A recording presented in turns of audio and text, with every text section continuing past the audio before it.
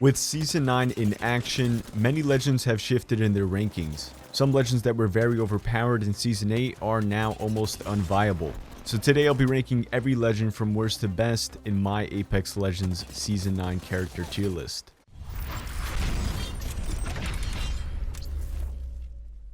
What's happening, JB and Squad? Welcome your beautiful faces back to the channel. In this Season 9 tier list, I'll be ranking every legend from worst to best as overall potential. Keep in mind, this character tier list can fluctuate based on the consensus. For example, the best solo play legends can vary compared to the best legends for arena or even ranked. But following this tier list will give you a strong understanding on where each legend is, generally speaking. So with that being said, let's hop on board with the D tier list. And the first legend in this list is going to be Fuse. For those of you who watched my Season 8 tier list, I had put Fuse in the D list, and now he's back for a second time. Although Fuse can bring some uniqueness to the table, it just doesn't compete with what other legends can do. Even with his Season 9 buff where he can stack his knuckle cluster, everything else is virtually the same, and I was hoping for a little bit of an ultimate rework.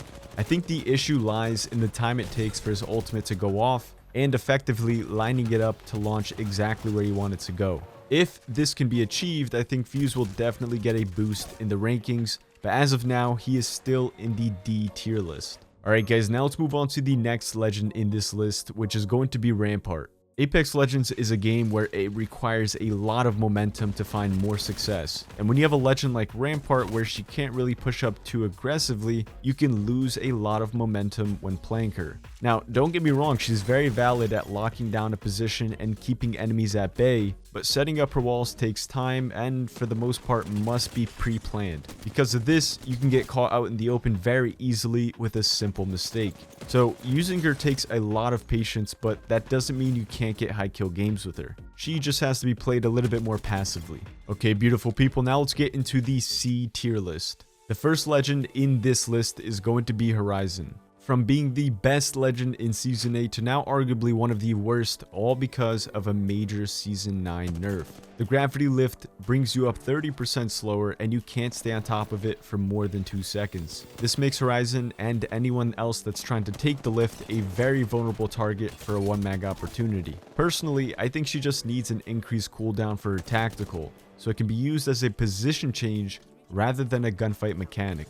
But I do agree with not being able to stay on top of the lift for more than 2 seconds. Doing that paired with an increased cooldown for her tactical would have made Horizon more balanced instead of burying her in the ground. Now let's move on to the next legend in this list, which is going to be Caustic. I never thought this day would happen where Gasman would be ranked so low in a tier list, but it's actually true. Now his gas is not as strong, and if he throws down his ultimate right when he's killed, it will dissipate on the spot. I think Caustic is actually pretty good where he's at right now, but he could use a tiny, and I mean tiny buff. But other than that, he's still very dominant when it comes to locking down a building. So make no mistake about it, even though he's in the C list, Caustic is still very strong in close range buildings. Now let's get into the last legend in this list, which is going to be Wattson. With low profile being removed in Season 9, Wattson received a slight buff because of this, although it did not impact her as much as it did for Lifeline and Wraith. Now I feel that Wattson and Caustic are very similar in terms of where they stand in the rankings. Both of these legends could use a slight buff to maybe boost them in the B list, but anything more can easily shift the meta since they are defensive legends. Having too strong of these kinds of legends makes for a much slower pace, and in my opinion doesn't create a healthy flow for the game.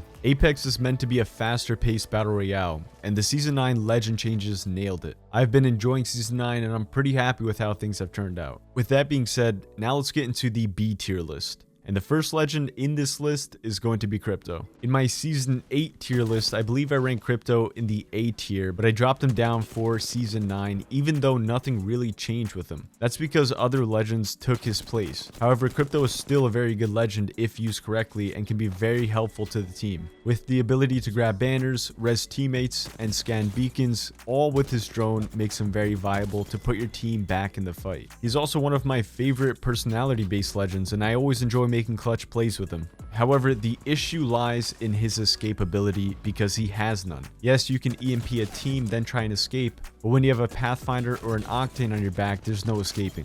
Alrighty, let's move on to the next legend in the B list, which is going to be Mirage. I think ever since Mirage's decoys created footstep sounds, he has been such an effective legend to use in 1v1 gunfights. Using his ultimate, then waiting for the enemies to panic and shoot every decoy on sight is always a good laugh. Something to keep in mind is that many good players try to take advantage of footstep audio when it works, and Mirage plays a key role in disrupting it. This is what now makes him very powerful and why I have him in the B tier. He's great for clearing out rooms by sending in a decoy first, and his ability to revive down teammates while being invisible is always clutch. Now let's get into the next legend in this list, which is going to be Revenant. Although Revenant is not strong as a solo legend, he's very powerful if paired alongside certain legends, like Octane and Crypto. Using the Death Totem with a jump pad followed by an EMP is very game breaking. This is why you see pros always talk about how Revenant needs a nerf, and I completely agree. If anything, his ultimate needs to be reworked in some way to reduce this strategy, which gives you zero in-game risk. This is a major problem being abused in ranked and creates third parties that would never happen in the first place. Other than that, Revenant is great for silencing abilities and crouching around to sneak up on an enemy without them knowing. Now let's get into the last legend in the B tier list, which is going to be Lifeline. With the rework of Lifeline's kit in Season 9, I think it was overall effective. Now you're able to revive two teammates at the same time while being able to shoot and hold off enemies. This was much needed because her old revive was also game breaking in a way that would stall a fight and end up resulting in both teams getting third partied. On top of which, her supply drop now grants a guaranteed upgrade to shields or attachments, which is always a bonus, especially for ranked. Overall, I think Lifeline's in a good spot, and I'm curious to see how she plays throughout Season 9. Alright, ladies and gentlemen, this is where things start to get spicy. We're heading into the A tier list. From here on out, these legends are arguably the best legends in the game as an all-round pick. So hopping on board with the first legend in this list, which is going to be Bangalore. In Season 9, Bangalore Smoke has a stronger opacity, which now helps with escaping a gunfight or using it as an aggressive play with a digi-threat to push up on an enemy. By mistake, her smoke opacity in Season 8 was reduced. But now we are back to normal, making her even more effective and a very solid legend to use in all modes. The next legend in this list is going to be Loba. The rework of her bracelet in Season 9 made Loba increase in the rankings with ease. She now has full movement potential before and after throwing her bracelet to teleport. This helps wonders on dodging shots when escaping and entering a gunfight while using her bracelet. The main idea here is that it keeps fluid momentum, which is crucial in Apex Legends. The next legend in this list is going to be Pathfinder. Although Pathfinder's grapple cooldown is not where most players want it to be, it's still very effective during a gunfight. Being able to obtain high ground with ease in a quick fashion is always beneficial. Pathfinder can break the ankles of almost all legends, probably except for Valkyrie, which is why the smiling robot is in the A tier. Finally, the last legend in this list is going to be Octane.